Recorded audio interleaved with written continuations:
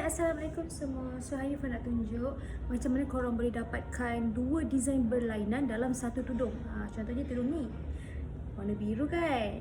Okey, belakang dia warna merah. So dia ada dua style berbeza, maksudnya dua design berbeza dalam satu tudung. Okey, kat mana korang boleh dapatkan? Korang boleh dapatkan di Anakin.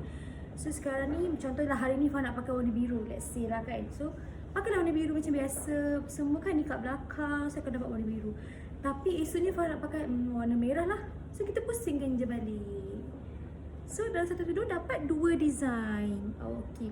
So sekarang ni Fah nak tunjuk macam mana kita nak pakai supaya nampak kedua-dua warna. Okay, kedua-dua design.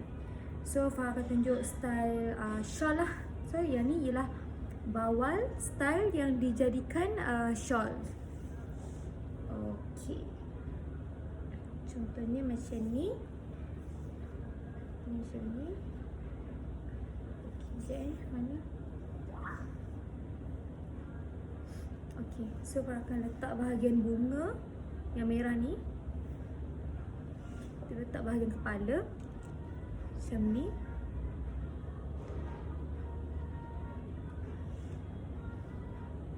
Yang ni supaya kita dapat kedua-dua design lah.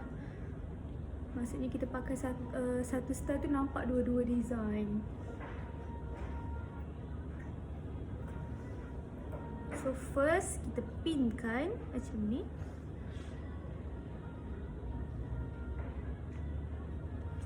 Okay. So yang bahagian sini kan kita naikkan kat kepala. Ambil satu layer dulu yang pendek ni. Macam ni.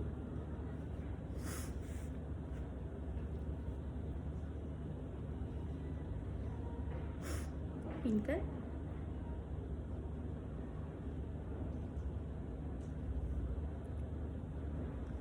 Okey. Lepas tu ambil lagi satu bahagian, ambil lebar sikit kan macam ni. Ambil banyak sikit lah. Sekejap adjust dulu. Macam ni. Macam ni. So nampak tak? Yang merah kat sini. So yang biru kat bahagian depan.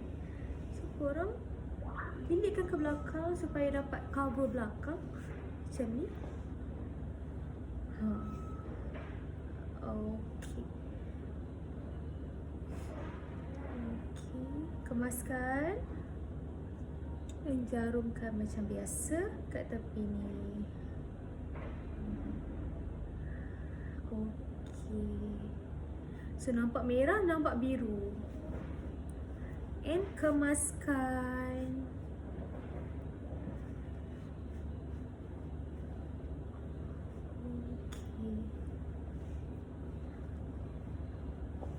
Siap, senang je. So kalau tak nak pakai style macam ni pun tak apa, pakai bawah macam biasa. Tapi korang boleh pilih lah nak pakai biru ke, nak pakai merah ke hari ni. So dah siap, jangan lupa try. Bye bye.